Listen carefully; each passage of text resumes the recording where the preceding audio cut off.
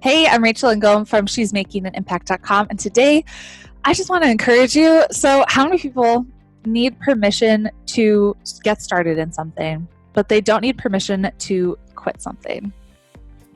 Think about it. Think about it. We seek approval from others to run with our ideas, but when things get hard, not if things get hard, but when things get hard, because anything worthwhile is gonna come with challenges. Let me promise you. We just give ourselves permission to quit, right?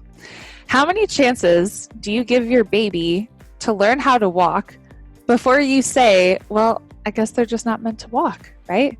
You're gonna say, well, heck no, I'm gonna let my baby keep trying and keep trying and keep trying until he or she walks, right?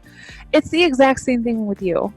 You have to commit to being relentless and keep trying until you reach that level of success or reach your goal or whatever it is that you're working towards, okay?